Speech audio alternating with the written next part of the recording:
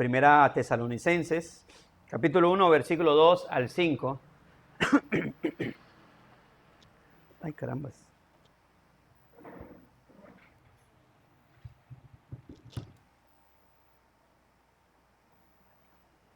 Un, dos, tres. Primera a Tesalonicenses, capítulo 1, versículo 2 al 5. Dice la Escritura, si estamos ahí,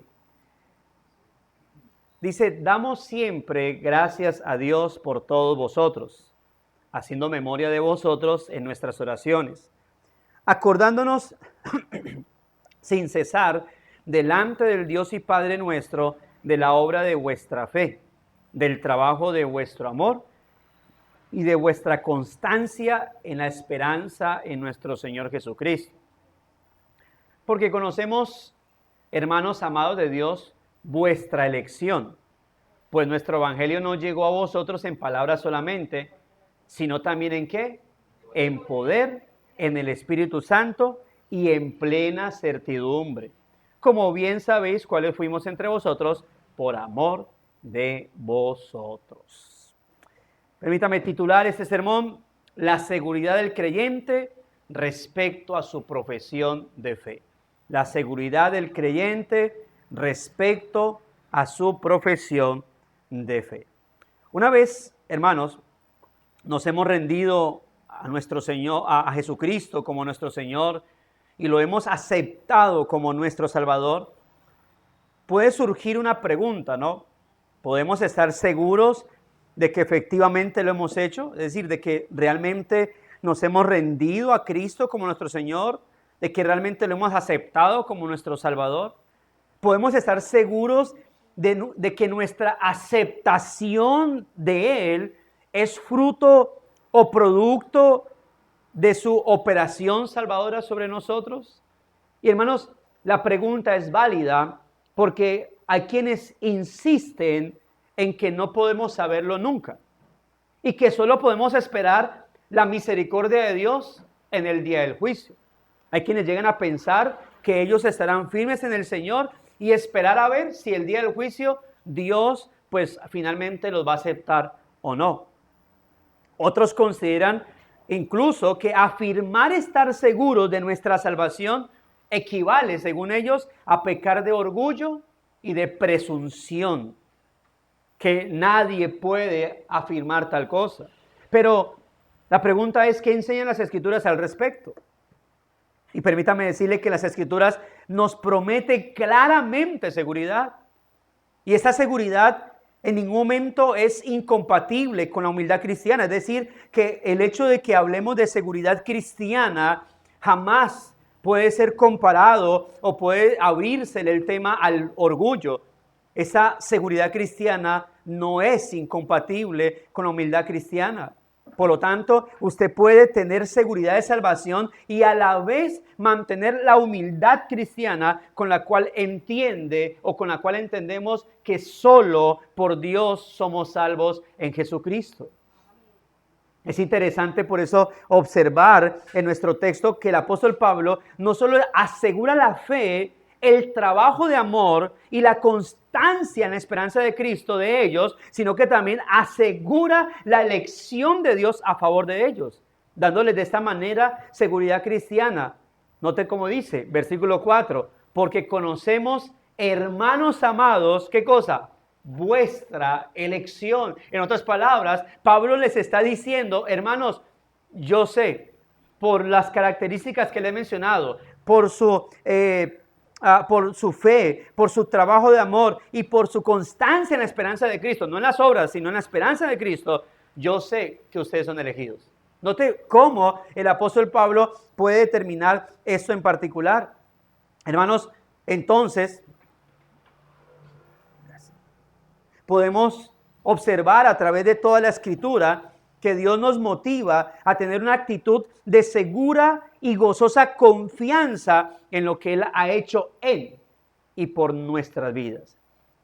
Lo lamentable al respecto es que esta misma confianza de Dios, lamentablemente, hoy en día brilla por su ausencia, no solamente en cristianos, sino en muchas iglesias. ¿Y a causa de qué? A causa de que en lugar de mirar a Dios, se miran a sí mismos y el enemigo se aprovecha de eso y lo único que va a recalcar es lo imperfectos que somos.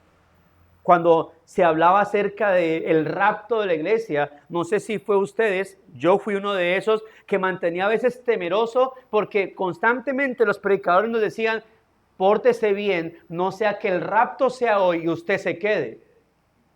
Yo vivía atemorizado porque yo decía, ¿qué tal que hoy sea el rapto y me quede? Y yo llegaba hasta a soñar, hermano, quedándome en el rapto.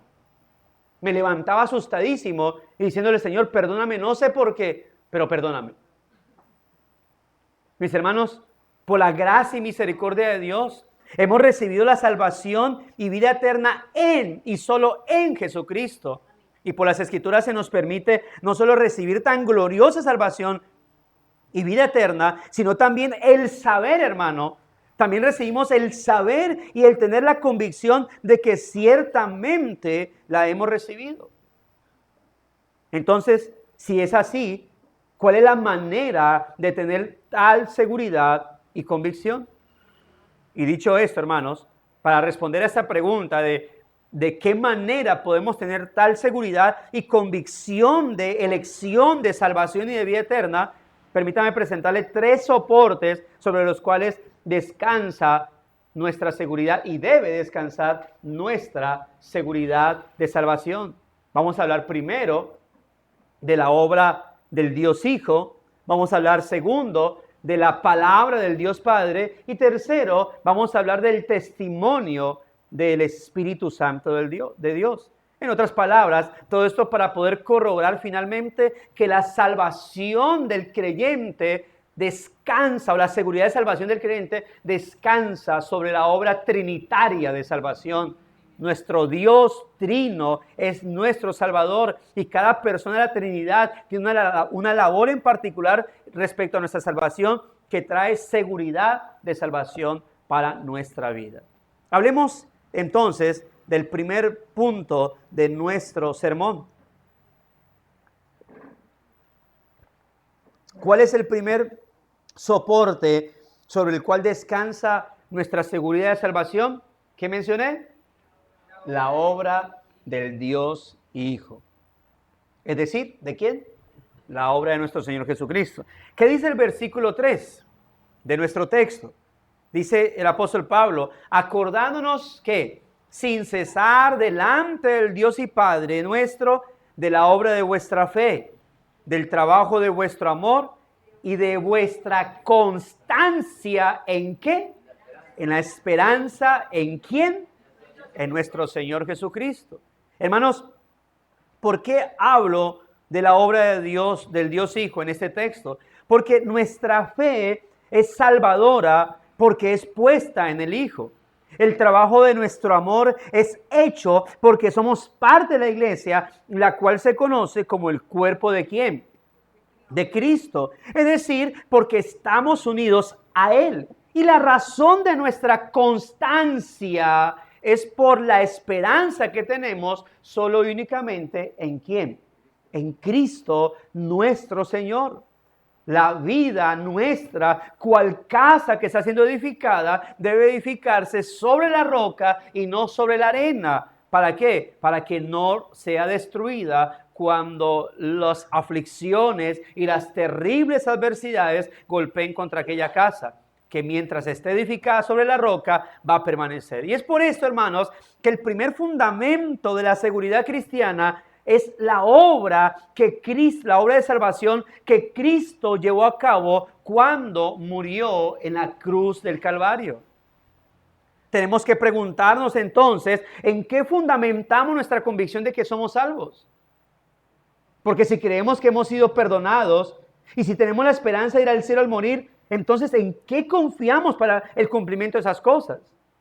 Si contestamos como hacen algunos, bueno, llevo una vida correcta, no le hago mal a nadie, no he matado a nadie, voy a la iglesia cada semana, Lo primero que notamos es que hemos hablado, que esa persona habla en primera persona, enfocada en su yo, y aparte enfocada en su yo, enfocada en sus obras. Eso es confiar en sí mismo. Y de tal manera, y si es así, hermano, nunca tendremos seguridad. ¿Por qué? Porque nosotros somos inestables. Porque hoy estamos bien, hoy estamos comiéndonos el mundo a través de nuestra oración y hoy estoy encendido y tal vez yo puedo llegar y decir, pastor, mire, no se imagina la semana que he tenido, estoy orando, pero vea, la casa tiembla de mi oración. Y al mes siguiente, estoy desanimado, pastor. ¿Me ayuda? Así somos. Hoy estoy diciendo, pastor, vea, me estoy leyendo 10 capítulos diarios de la Biblia. Hablaba aquí con los hermanos de Palmira y dijeron que para una temporada para un mes, hace muchos años, un mes de octubre, se leyeron toda la Biblia con la iglesia en un mes. Yo digo, caramba, ¿cómo hicieron? Uno dice, y uno puede hacer eso, hoy me estoy leyendo, y después estoy aburrido de leer la Biblia. Imagínese entonces que nuestra salvación dependiera de la confianza en nosotros mismos. Por eso no podemos, esa seguridad de salvación jamás puede estar centrada en nosotros. Pero si por el contrario contestamos ante la pregunta, ¿en qué confiamos para el cumplimiento de esas cosas? ¿En qué confiamos para tener seguridad de salvación? Si respondemos, Cristo el Salvador que murió en la cruz es mi única esperanza, entonces, hermanos, sin duda alguna podemos tener tal seguridad de que hemos sido redimidos, perdonados y nada ni nadie nos arrebatará de él. Como lo expresa el himno 210, llamado En la cruz, la estrofa 2 y la estrofa 3. Sobre una cruz, mi buen Señor, su sangre derramó por este pobre pecador a quien así salvó. Venció la muerte con poder y al cielo se exaltó. Confiar en él es mi placer, morir no temo yo. Hermanos, una de las razones por las que nuestras propias obras son como arena movediza, son el peor terreno en el cual pudiésemos edificar nuestra vida espiritual, es que no podemos saber cuándo hemos hecho lo suficiente. O más bien, siempre sabemos que no hemos hecho suficiente y que nunca podremos hacerlo. Jamás podremos satisfacer la justicia de Dios a través de nuestras obras, especialmente porque cada vez que pecamos, si se tratara de buenas obras para ser salvos, cada vez que pecamos somos infractores de toda la ley y ¿qué hacemos? Es como si volviéramos al principio. Es como si alguien intentara escalar, ¿verdad? Y llegar allá hacia la salvación. Y entonces empezar a escalar. Y cada pecado es como si se zafara y cayera otra vez al inicio. Y volviera a escalar en mis obras. Buenas obras, no me meto con nadie, peco, otra vez. Así se pasaría toda la vida y su vida terminaría acabándose sin poder escalar y terminar esa cima. Por el contrario, Cristo es como roca sólida porque su obra es completa. Nuestra vida, mis amados hermanos, debe estar cimentada en Cristo. Juan 19:30 dice que cuando Jesús hubo tomado el vinagre, luego de haber dicho que tenía sed, que dijo, consumado es. Y habiendo inclinado la cabeza, entregó su espíritu. Y con base a eso, podemos decir que por esa causa Hebreos 10:12 dice, pero Cristo, habiendo ofrecido una vez para siempre un sacrificio por los pecados, una vez para siempre, se ha sentado a la diestra de Dios. Y el estar sentado en posición de descanso y estar a la diestra de Dios implica un lugar de honor, implica la entronación de Cristo. Ambas figuras expresan que Cristo no solamente hizo una obra, sino que la completó, la efectuó eficazmente, hermanos.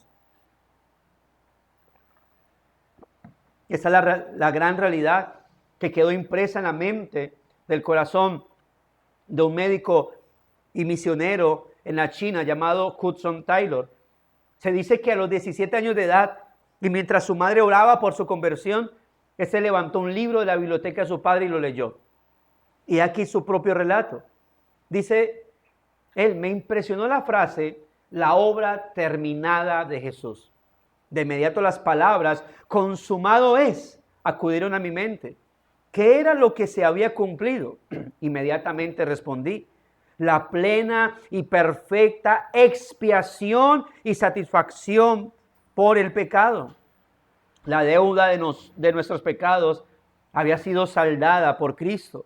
Luego me vino el siguiente pensamiento. Si la obra ha sido terminada y toda la deuda pagada, ¿qué queda para que haga yo? Y tras esta reflexión me vino el gozoso convencimiento, cuando el Espíritu iluminó mi alma, de que no tenía absolutamente nada que hacer sino caer de rodillas, aceptar a ese Salvador y su salvación y alabarle por siempre, jamás.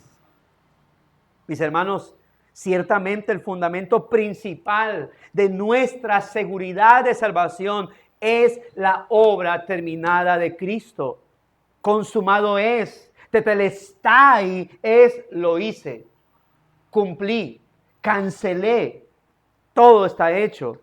Cada vez que nuestra conciencia nos acuse, cada vez que el enemigo nos acuse y nos sintamos agobiados por un sentido de culpa y de condenación, es preciso que apartemos la vista de nosotros mismos y pongamos la mirada en Cristo crucificado y resucitado. Obviamente, sin que eso nos lleve a una actitud cínica respecto a nuestros pecados. Pero si bien no nos debe llevar a una actitud cínica respecto a nuestros pecados, tampoco nos puede llevar a centrarnos en nosotros mismos como diciendo, soy indigno, no me salvaré. Hermano, porque si se trata de indignidad, pues ciertamente nadie es digno de ser salvo. Por eso la salvación es un asunto de gracia, no de dignidad. Por eso la salvación es un asunto de ¿qué? De misericordia, no de pago. Solo así, hermanos, tendremos la seguridad que el apóstol Pablo le menciona a los creyentes de Roma cuando en Romanos 5:1, ¿qué le dice? Habiendo sido justificados por la fe, tenemos paz para con Dios por medio de nuestro Señor Jesucristo. Pero la única razón por la cual hay ya no enemistad entre Dios y los hombres es Cristo. Pero entre Dios y los hombres, ¿cuáles hombres? Los que han creído en Cristo como el Señor. Mientras no crean en Cristo, la enemistad se mantiene y esos hombres entonces están destinados para condenación y eso es lo único que les espera. Pero al entender esto, amados hermanos, podemos abrazarlo de tal manera que al final de nuestras vidas podamos declarar la afirmación del mismo Pablo en 2 Timoteo 1:12. ¿Qué dijo Pablo en 2 Timoteo 1:12? Note lo que dice. Por lo cual, así mismo padezco esto. ¿Qué? El encarcelamiento por causa del evangelio. Pero dice él, pero no me avergüenzo, porque yo sé a quién he creído y estoy seguro que es poderoso para guardar mi depósito para aquel día. Note entonces cómo el apóstol Pablo nos brinda no solamente por la carta que hemos leído, por el texto que hemos leído, seguridad de salvación, sino que también, mis amados hermanos, él nos muestra la seguridad que él tenía. Mis hermanos, la aceptación y la seguridad de nuestra profesión de fe no depende entonces de lo que hemos hecho o dejado de hacer, sino de lo que Jesús hizo una vez y para siempre. ¿En dónde? En la cruz del Calvario.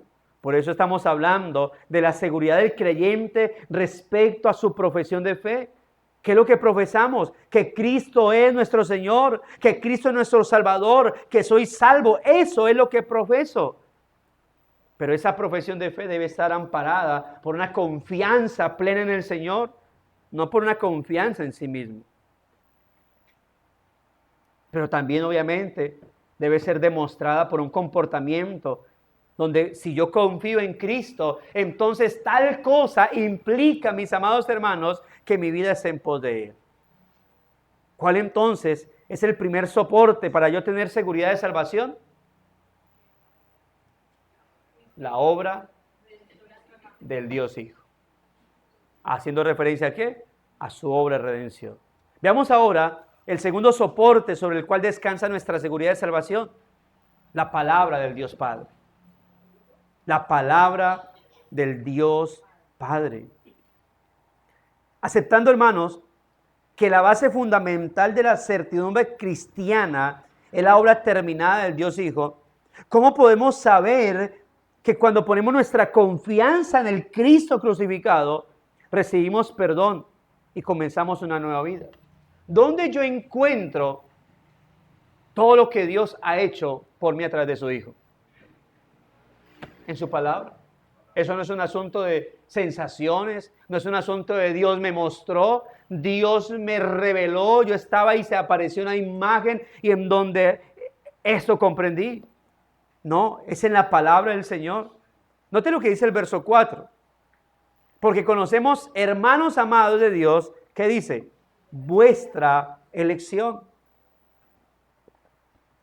Ahora, ¿por qué relaciono eso con la palabra de Dios? ¿Por qué menciono como segundo punto la palabra de Dios? Porque según Romanos 8:29 y según Efesios capítulo 1, versículos 4 y 5, es Dios el Padre el que nos eligió para salvación.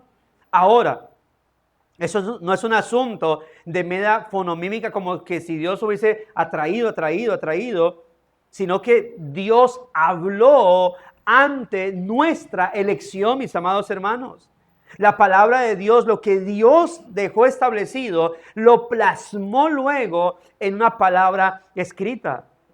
Y quiero que vaya conmigo a Juan capítulo 6, versículo 37 al 40, y observemos lo que el Señor dice al respecto de la obra que Él vino a hacer. Juan capítulo 6, verso 37 al 40.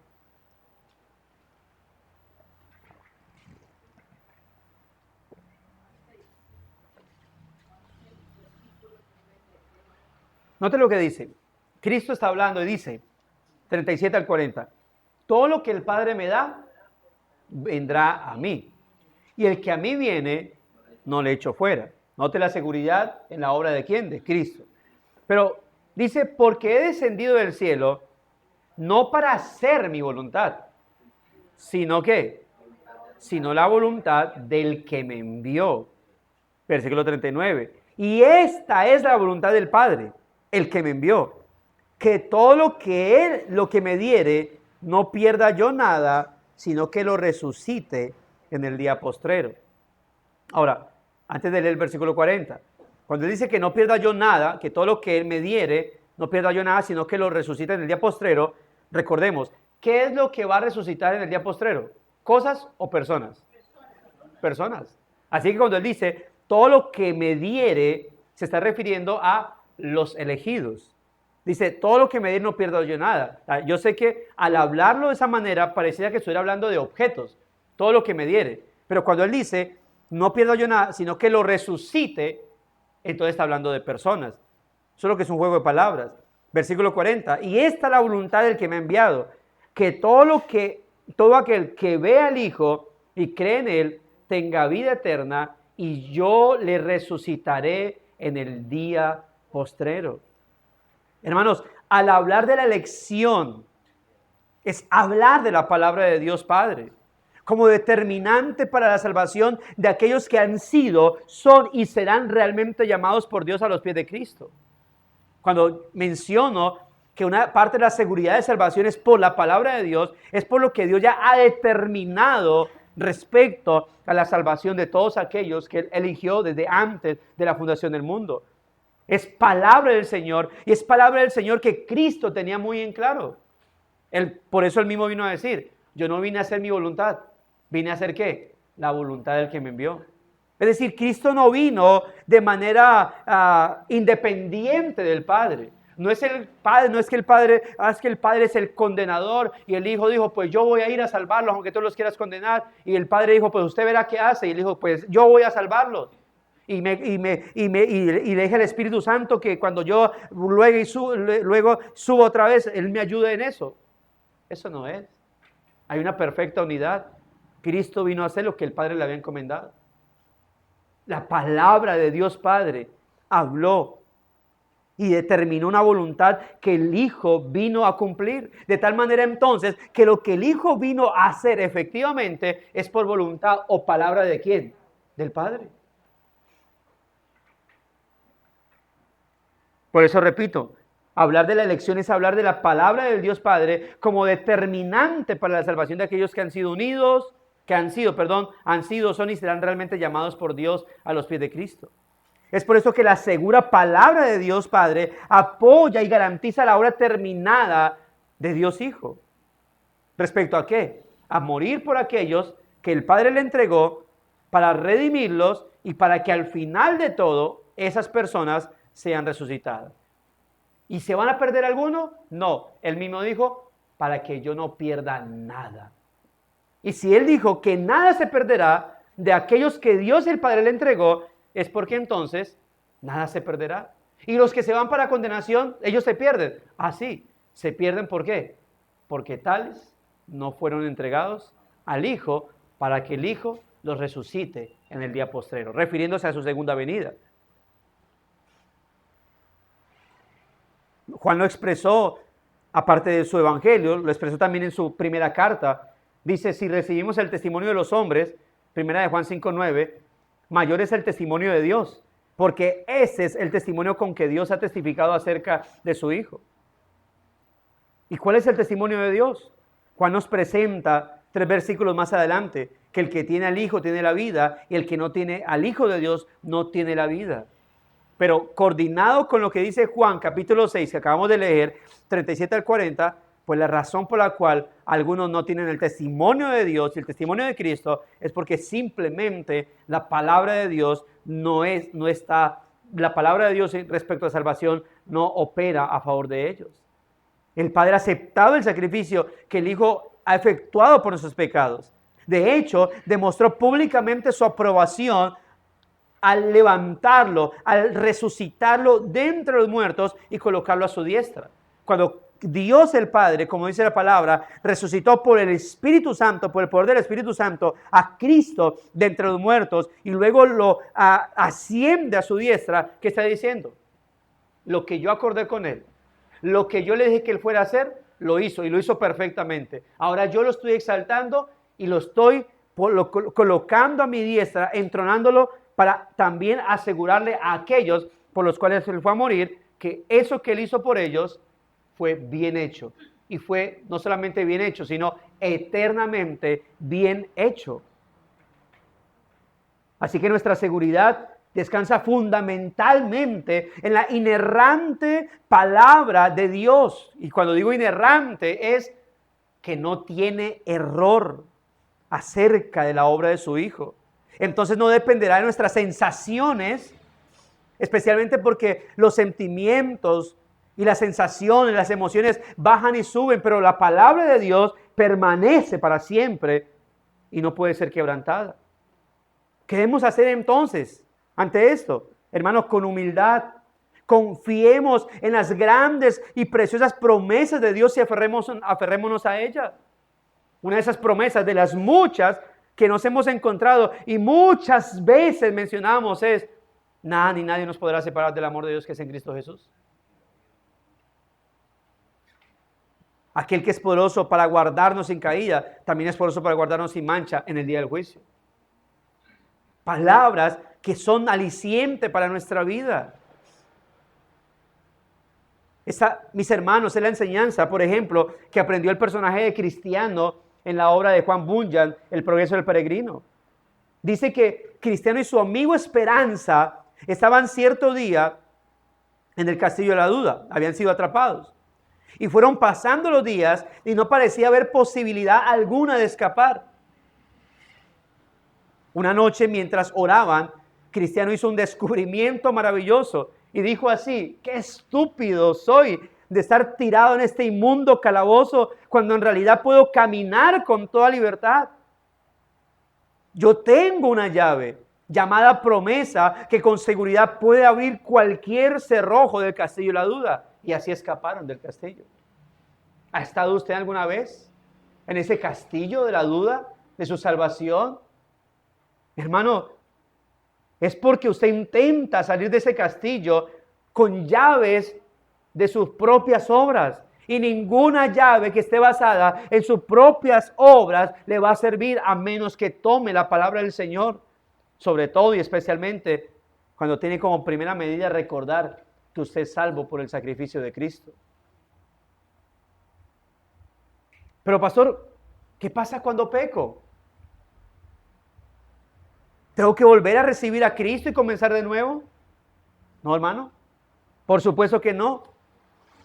Incluso, note lo que dice, ¿cuál es el testimonio de Cristo en Juan capítulo 13, versículos 9 y 10?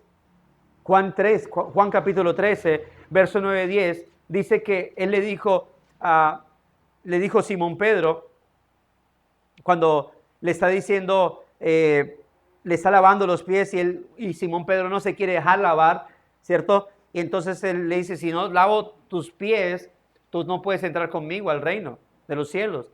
Y entonces dice que Pedro le dice, Señor, entonces no solo mis pies, también lávame las manos y la cabeza. ¿Y qué le dijo Jesús? El que está lavado no necesita sino lavarse los pies, pues está todo limpio. Y vosotros estáis limpios, aunque no todos, hablando de Judas, ¿no? Hermano, el Evangelio, y en especial las cartas del apóstol Juan, están llenas de afirmaciones acerca de aquello que debemos saber. Por ejemplo, en 1 de Juan 5:19 dice, sabemos que somos hijos de Dios. Sabemos. Note entonces la seguridad que hay, pero que descansa y debe descansar en la palabra del Señor. Incluso Juan, el apóstol, nos dice que su propósito principal al escribir la primera carta era proporcionar a sus lectores bases sólidas sobre las cuales afirmar su certidumbre. Dice a lo último, estas cosas os he escrito en el capítulo 5, a vosotros que creéis en el nombre del Hijo de Dios, para que sepáis que tenéis vida eterna y para que creáis en el nombre del Hijo de Dios. Pero, ¿puedo yo saber que soy un hijo de Dios? Sí. ¿Puedo saber yo que tengo la vida eterna? Claro. Porque me porto muy bien. Entonces no has entendido. No es eso. Es en dónde está puesta tu seguridad, en dónde está puesta tu fe. Pablo habla respecto a los creyentes de Tesalónica del trabajo de su fe, del trabajo de amor y de la constante esperanza, de la constancia en la esperanza de Cristo. No está hablando de las buenas obras de ellos, sino en quién han puesto su fe. Obviamente, hermanos, todo esto sonará algo extraño para aquellos que consideran la vida eterna como sinónimo del cielo ganado a punta de buenos comportamientos. Sin embargo, la frase vida eterna no es algo que empieza después de que partamos de este mundo.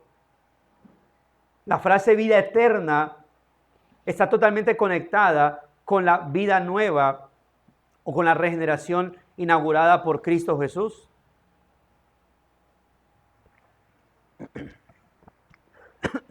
En Juan 17:3, recordemos que dice que la vida eterna, ¿qué es? Es conocer a Dios y conocer a Cristo. Y si yo he conocido a Cristo en esta tierra, y eso es la vida eterna, entonces significa que la vida eterna empieza desde el momento en que nosotros conocemos ¿a quién? A nuestro Señor Jesucristo. Y por medio de Él, al Padre. Es decir, que lo que es la regeneración, es decir, el nuevo nacimiento, es a partir de ahí que inicia, ¿qué cosa? La vida eterna. Porque es por causa del nuevo nacimiento que luego de que usted parta de este mundo, si Cristo no ha venido, usted pasará ¿a dónde? Al cielo con el Señor. Pero es una nueva vida que hemos recibido ¿a causa de qué? ¿De mis buenas obras? No, a causa de haber creído en Cristo como Señor y Salvador. Y lo curioso y lo hermoso de esto, bueno, tiene que ver con la obra del Espíritu Santo. Es que la razón por la cual finalmente yo creí en Cristo y en todo lo que su palabra dice acerca de su obra, es por la obra del Espíritu de Dios en mi vida. Hermanos, la vida eterna comienza ahora y eso sí, se perfeccionará ¿en dónde? En la eternidad. Mis hermanos, noten entonces cómo por las palabras o las santas palabras de Dios, es que sabemos que ya fuimos lavados de manera completa por la sangre de Cristo. Y por tanto Dios nos ha perdonado como justísimo juez. Pero a causa de que pecamos todavía, Dios nos lava los pies todos los días. Y por tanto, Dios nos perdona como Padre. Y sea cual sea el tipo de perdón, Cristo, hermano, Cristo fue quien lo proveyó por su muerte en la cruz, en obediencia a la palabra dicha por el Padre. Palabra que nosotros podemos creer. ¿Para qué? Para nuestra seguridad de salvación. Entonces, tengo dos soportes. Primero, ¿cuál? ¿Cuál es el primer soporte para nuestra seguridad de salvación? La obra de Cristo. ¿Cuál es el segundo soporte para nuestra seguridad de salvación? La palabra del Dios Padre. Lo que Él ha dicho, lo que Él ha determinado, lo que acordó con el Hijo y el Hijo en obediencia llevó a cabo y lo que se quedó plasmado acá. Y eso nos lleva al tercer punto, a nuestro tercer soporte para obtener seguridad de salvación. El testimonio de Dios, el Espíritu Santo. El testimonio de Dios, el Espíritu Santo. Dice el texto, el versículo 5, nuestro texto base. Dice, pues nuestro evangelio, que no llegó a vosotros en palabras solamente, sino también en ¿qué? En poder, en el Espíritu Santo y en plena certidumbre. Ahora, ya hemos visto entonces cómo nuestra seguridad de vida eterna, cómo nuestra seguridad de salvación eterna descansa fundamentalmente en la obra terminada de Cristo, en la cruz.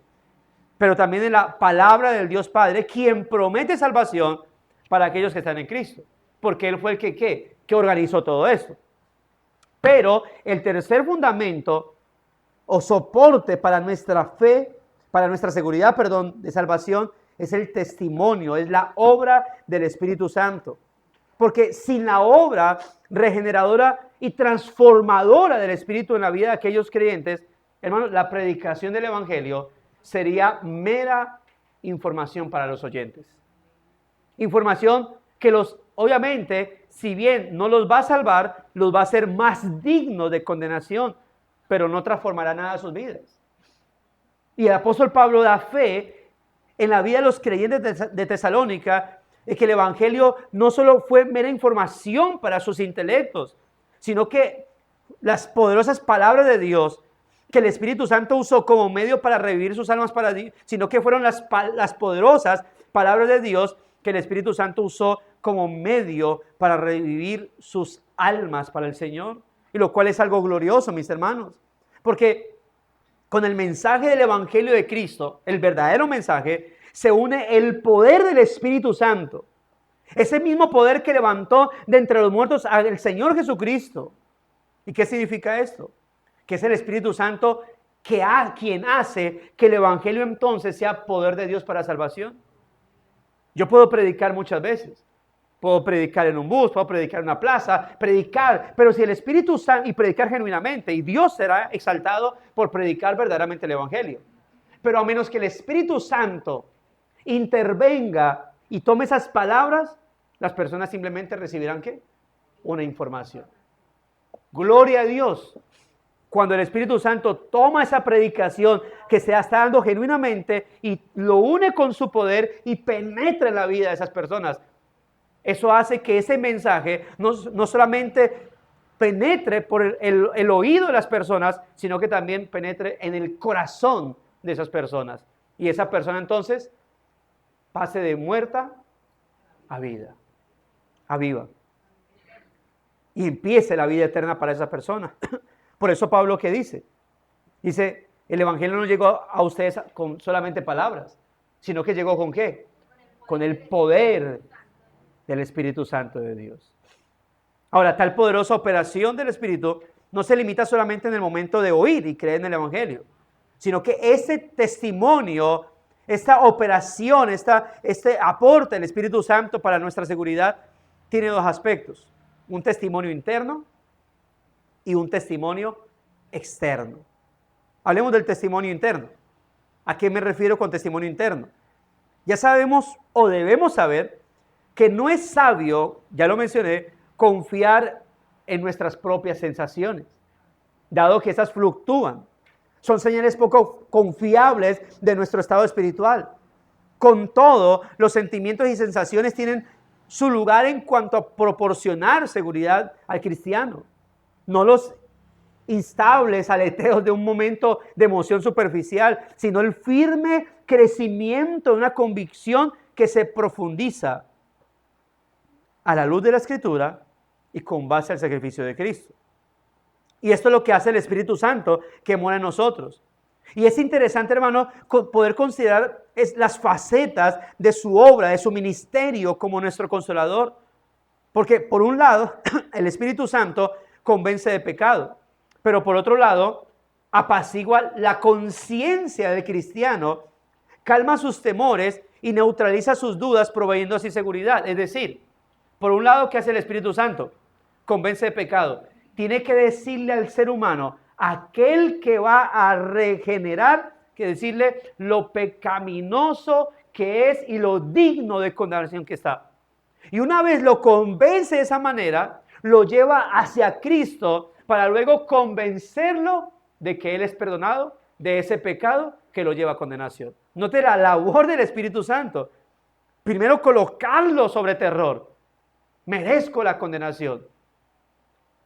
Merezco el juicio de Dios. No merezco el perdón del Señor. Lo pone bajo terror.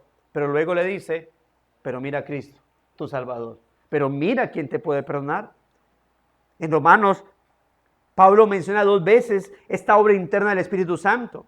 La primera referencia está en Romanos 5:5, cuando dice que la esperanza no avergüenza, porque el amor de Dios ha sido derramado en nuestros corazones por el Espíritu Santo que nos fue dado. En otras palabras, el Espíritu Santo toma la obra del Espíritu y la promesa del Padre y las aplica al corazón. Cuando contemplamos lo que Jesús hizo y lo que Dios promete con base a esa obra, el Espíritu nos lleva a la firme convicción de que si Dios nos amó cuando éramos sus enemigos, al punto de que dio a su Hijo por nosotros en ese estado, ¿cuánto más ahora nos ama ahora que somos sus hijos? ¿Y cuánto más ahora va a preservar nuestra vida para que nos mantengamos firmes hasta el final? Y la segunda referencia de esa obra interna del Espíritu Santo está en Romanos 8. Romanos 8, versos 15 y 16. Dice, pues no habéis recibido el espíritu de esclavitud para estar otra vez en temor, sino que habéis recibido el espíritu de adopción por el cual clamamos, Abba Padre. Y note lo que dice, el Espíritu mismo da testimonio a nuestro espíritu, obra interna, de que somos ¿qué? Hijos de Dios. Ese pasaje agrega que el Espíritu Santo es el primer regalo que Dios nos hace cuando somos adoptados en su familia. Y ese sello de pertenencia nos impulsa a clamar, ¿qué cosa? A pararnos delante del Señor y decir, Abba Padre, es decir, Padre mío, o como iglesia, Padre nuestro. Hermanos, ¿acaso no somos conscientes en ciertas ocasiones de que Dios ha derramado su amor sobre nosotros? Que esa vieja tensión entre Él y nosotros ha sido lugar a la reconciliación y que sus brazos nos envuelven y sostienen. Claro que somos conscientes de ello. Claro, porque eso es lo que la palabra del Señor nos dice. Ese es el testimonio interno del Espíritu Santo. Por eso sentimos, hermanos, por eso nos sentimos al orar que nos alcanza su rostro sonriente, que Él es nuestro Padre y somos sus hijos. Por eso no es esa la razón por la cual que cuando hemos pecado, en medio de que nos está atacando la condenación y la culpa, viene la obra del Espíritu Santo a hacernos sentir perdonados. Pero ¿cómo si no es a través de su palabra? A recordarnos por su palabra la paternidad misericordiosa de nuestro Dios. A recordarnos por su palabra la segura sustitución de Cristo y el seguro perdón que por medio de su sangre hemos recibido.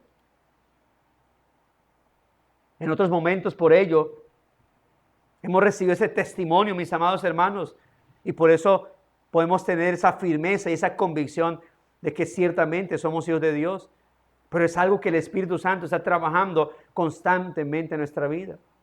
Pero eso no puede quedarse en un testimonio interno solamente. Claro, hay una obra del Espíritu Santo internamente que me lleva a decir, soy creyente, pero también hay un testimonio externo. Si por un lado el testimonio interno del Espíritu Santo es una realidad en nuestro corazón, por otro lado su testimonio externo se deja ver en nuestra formación, en nuestra madurez, en nuestro carácter y conducta. La salvación no es por obras, pero las obras, las buenas obras, sí son consecuencia de la salvación que Dios ha operado en nuestra vida. Es por eso, por ejemplo, que Pablo nos dice en Gálatas 5, 22 y 23, que el fruto del Espíritu es ¿qué? Es amor, gozo, paz, paciencia, benignidad, bondad, fe, mansedumbre, templanza. Es decir, que si yo realmente tengo el testimonio interno del Espíritu Santo diciéndome que por causa de la obra de Cristo y la palabra de Dios soy un hijo de Dios, entonces ese testimonio interno debe ¿qué? Debe exteriorizarse de tal manera que el Espíritu Santo nos lleve también a tener un comportamiento correcto. Por eso en la carta a los Gálatas, Pablo constantemente ¿qué dice? Si viven por el Espíritu, anden por el Espíritu. Nosotros vivimos por el Espíritu, por la vida que se nos ha dado. Pero gracias a esa vida que hemos recibido, por causa de la obra de Cristo, a través del Espíritu Santo, hermanos, debemos andar, es decir, comportarnos como tal. Pablo enumera aquí 9 virtudes o cualidades que nos asemejan a Cristo, que nos deben asemejar a Cristo. Y las describe como el fruto del Espíritu que mora en nosotros. Se pudiese comparar al Espíritu con un jardinero, dicen algunos, y a nosotros como un jardín. Si el jardín está plagado de malas hierbas, si está plagado de maleza, entonces lo que pasa es que el jardinero está ausente o está haciendo un mal trabajo. Pero si aparecen buenos frutos, buenas plantas, es porque el trabajo del jardinero es correcto. Y sin duda, porque sin duda es él que los está haciendo crecer. Hermanos, el Espíritu Santo no es nuestro mal jardinero. Nosotros seríamos malos jardineros si nos dejaran la salvación y el testimonio externo en nuestras manos. Pero el Espíritu Santo es un buen jardinero y como tal hace que en nuestra vida crezcan esas virtudes que marcan el carácter de Cristo en nuestra vida y dan testimonio externo de lo que Dios por medio de su Santo Espíritu está haciendo con nosotros internamente. En otras palabras, si bien es cierto que la salvación no es por obras y que la seguridad no puede estar en nuestras obras, es cierto también que eso que el Espíritu Santo opera internamente se debe ¿cómo? Exteriorizar, reflejar en nuestra personalidad, reflejar en nuestro carácter. Preguntémonos con base, por ejemplo, a lo que dice Gálatas, si realmente el fruto del Espíritu está morando y manifestándose en nuestra vida. Bueno, note que si bien Pablo está hablando de la obra de Dios en los tesalonicenses, el que le dice su trabajo de fe, su trabajo de amor, su constancia en la esperanza. Es decir, que lo que ellos son internamente lo estaban ¿cómo? Reflejando externamente. Yo no puedo decir, yo soy creyente y devoto a Dios, pero me lo está diciendo alguien que lleva meses sin congregarse. Yo no puedo decir, soy creyente, pero lo está diciendo alguien que semana tras semana se embriaga, da testimonio de vulgaridades, de peleas en la calle, de malos comportamientos en el hogar, etcétera, etcétera. Sea hombre, sea mujer. Esa persona no puede hablar de un testimonio interno si ese testimonio interno no se exterioriza. Y esa labor es también del Espíritu Santo. En otras palabras, en quien el Espíritu Santo está obrando internamente, se demuestra externamente. Hermano, para concluir, está claro que Dios quiere que sus hijos tengan seguridad de salvación y no quiere que quedemos con la duda y la incertidumbre. Tanto así que cada una de las 3 personas de la Trinidad, como hemos visto, contribuye a darnos esa seguridad. La seguridad del creyente respecto a su profesión de fe, como se titula el mensaje. El testimonio del Espíritu confirma la palabra de Dios Padre con respecto a la obra del Dios Hijo. Y esos tres soportes es lo que hacen, amado hermano, que nuestra fe cristiana pueda ser firme y segura delante del Señor. Mis hermanos, es de esta manera que el apóstol Pablo tenía como propósito en sus epístolas, en este caso con la epístola a los tesalonicenses, fortalecer la seguridad de los creyentes. Pero también tenía como propósito socavar la falsa seguridad que había en algunos. Y por varias razones se indica la necesidad, mis amados hermanos, de tener esa seguridad. ¿Por qué? Porque si Dios quiere que disfrutemos la vida eterna o de vida eterna desde ya y ahora, entonces con seguridad quiere que lo sepamos, que eso se puede disfrutar. Es decir, la vida cristiana no es para que mientras estemos en este mundo nos estemos quejando, estemos hartos, aburridos, renegando de todo y esperando a que nos muramos para ahí sí poder disfrutar del Señor y el gozo del Señor. No es así. La vida cristiana se disfruta desde ahora. Que se va a disfrutar de manera más gloriosa en la eternidad, claro. Pero el creyente debe aprender a gozarse desde acá, en el Señor. 2, con frecuencia las Escrituras nos prometen paz y tranquilidad de ánimo. Pero si nuestra conciencia nos atormenta y no tenemos seguridad de haber sido perdonados por Dios, pues jamás vamos a poder tener esa seguridad. Y por eso se necesita que el creyente tenga seguridad de salvación. Imagínese un creyente genuino, verdadero, ¿sí? Siempre, obviamente, pecando y siempre pidiendo perdón al Señor. Pero siempre frustrado, siempre acongojado, siempre, ¿cómo se dice? Entristecido todos los días porque su pecado está ahí y a veces hasta pidiendo perdón una y otra vez por el mismo pecado, siempre atormentado por sus pecados. Qué triste sería la vida de esa persona en la vida. Y no digo, hermano, que el pecado no debe causar eso en tu vida. Claro que debe causar. Pero me refiero es al hecho de que si hemos pecado, debemos orar al Señor para que realmente haya perdón genuino en nuestra vida, haya arrepentimiento genuino en nuestra vida y procuremos ese perdón. Pero luego de perdonados, podamos gozarnos en el Señor. Y tercero, porque es deseable y porque es necesario tener seguridad de salvación. La certidumbre cristiana es una condición para poder ayudar a otros. Pues, ¿cómo indicar a otros el camino si nosotros no lo conocemos? Muchas personas llegarán a nosotros con esas mismas luchas de inseguridad. ¿Y qué le vamos a decir? No, yo estoy peor. No, pues venga, abracémonos porque yo estoy en las mismas. Que esta palabra te lleve a reflexión, a seguridad, para que eso mismo puedas hacer con otros. Por eso, mis hermanos, pregunto, ¿tienes seguridad de salvación? Ha quedado claro que aunque es posible que el creyente tenga dudas de su salvación, Dios quiere que sus hijos, como parte del disfrute de la vida eterna desde ahora, disfrute de esa plena seguridad de que Él ciertamente nos ama en Cristo. ¿Y cómo no?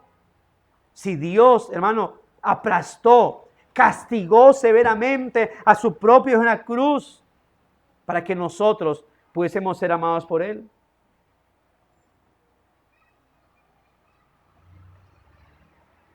Es por eso la necesidad, como dice la Escritura, dice Pablo en Efesios 6, del yelmo de la salvación. ¿Y qué es el yelmo? El casco. Para que los dardos de incredulidad, de duda de la salvación no afecten nuestra vida, necesitamos el yelmo de la salvación. ¿Y qué significa eso? Significa, hermano, atesorar en nuestra vida todas esas promesas con las cuales el Señor asegura nuestra salvación en el Señor. Hermano, ¿en qué medida tienes conciencia del testimonio del Espíritu Santo en tu vida? ¿En qué medida tienes conciencia del testimonio del Espíritu Santo en tu vida? Y no me refiero solamente al testimonio interno, sino también al externo. Hermano, la salvación, lo digo porque la salvación en Cristo es evidencia en nuestra forma de vivir. ¿Has sido salvo? Bueno, recuerde lo que es ser salvo. Cuando el Señor nos ha salvado, Cuando se habla de salvación, se enseña que el Señor nos ha salvado de 3 cosas: del poder del pecado, de la culpa del pecado, de la condenación del pecado. Si tú has sido salvo realmente de esto, de la esclavitud, de la culpa y de la condenación, implica entonces que tu forma de vivir es una vida que agrada al Señor. Por sus frutos los conoceréis. Y digo esto, hermano, porque muchos malos corazones pueden escuchar esto y ver un motivo para vivir como quieren, pero de manera pecaminosa. Pero eso no sería seguridad, eso sería una presunción pecaminosa. Recordemos que aquellos que tienen el Espíritu deben evidenciarlo con el fruto que el Espíritu Santo pone en nosotros. Y si tenemos esa esperanza en nosotros mismos, entonces tenemos el más grande motivo, hermanos, para levantarnos y llevar una vida que glorifica al Señor. ¿Por qué? Porque es la gratitud que vamos a dar como respuesta a lo que el Señor ha hecho por nosotros en gracia, porque entendemos que si hoy puedo decir soy salvo, lo puedo decir por la gracia y misericordia de Dios, por la obra de Él y jamás por la mía o las mías. Es Dios quien en su gran amor eterno, por medio de Cristo, nos amó y nos salvó, no por nuestras obras, sino por su gran misericordia y gracia para con nosotros. Y mi amado amigo no creyente, sea joven, sea adulto, sea niño, pero que no conozcas a Cristo, que Cristo no sea tu Señor y Salvador, yo te pregunto, piensa en esto. ¿Qué si hoy murieses? ¿Qué si hoy fuese el día de tu muerte? ¿Para dónde irías? ¿Para el cielo porque tu papá o tu mamá es cristiano? ¿Para el cielo porque hoy fuiste a la iglesia? La salvación no es por obras. La salvación es por confianza en Cristo. La salvación es porque realmente Cristo es el Señor de tu vida. Y Señor de tu vida implica que tu vida está rendida a Él y que haces lo que Él demanda de tu vida. De lo contrario, entonces Él no es el Señor. Y por lo tanto, si hoy murieses, no irías a la salvación. Irías a una condenación. Porque el que tiene la vida, el que tiene al Hijo, tiene la vida eterna. Pero el que no tiene al Hijo de Dios como su Señor, como su Salvador, irá a la condenación. Mientras hay vida y esperanza. Así que no esperemos, tú no sabes, nadie sabe cuándo será nuestro último día en este mundo. No confíes en tu edad, no confíes en la salud, no confíes en el vigor de tu cuerpo y que puedes esperar hasta viejito, hasta ancianito, ancianita, para mirar hacia el Señor. Personas más saludables que usted y que yo han muerto de un momento a otro. Hoy es el día de salvación. Hoy es el día de mirar a Cristo. Mis jóvenes, mis niños, mis hermanos, mis amigos, no creyentes, hoy es el día de mirar a Cristo y declararlo como Señor de tu vida. Ir a Él y decir, sé mi Salvador, sé mi Señor, sé quien dirija mi vida aquí en adelante. Ve al Señor porque como Él mismo dijo, el que a Él va, Él no le echa fuera. Oremos a nuestro Señor. Padre bondadoso, gracias por tu palabra. Gracias por concedernos este buen tiempo, este buen espacio, Señor. Gracias por permitirnos estar delante de ti. Todo el honor y la gloria sea para ti siempre, Señor. Toda la honra y la gloria sea para ti. Porque digno eres tú de ser exaltado, de ser honrado, de ser alabado, bendito Dios. Gracias te damos por ello, Señor. Nos disponemos ahora, oh Dios, a culminar este tiempo de adoración, Señor, pero habiendo agradecido, Dios de la gloria, el que podamos haber estado junto con nuestros hermanos en la fe y rogando que esta palabra que hoy se ha predicado, Señor, pues corra y sea glorificada en nuestra vida, cumple el propósito por el cual la has enviado, Señor. Y que ese propósito pues sea nuestra edificación. Que ese propósito, Señor, sea nuestra firmeza y seguridad salvadora, Señor. Para que así, oh Dios de la gloria, no solamente internamente haya una firmeza respecto a quien nos ha salvado, sino que externamente podamos caminar entonces en pos de eso mismo, Señor. Gracias Muchas gracias, Dios. Lleva en paz y en bendición a mis hermanos, a sus hogares. Permítele seguir creciendo espiritualmente. Permítele seguir estando firme en tu senda, Señor. Y permíteles, oh Dios de la gloria, seguir dándote, que sigan dándote gloria y honra, Señor, tanto interna como externamente. Gracias te damos por Cristo nuestro Señor y Salvador.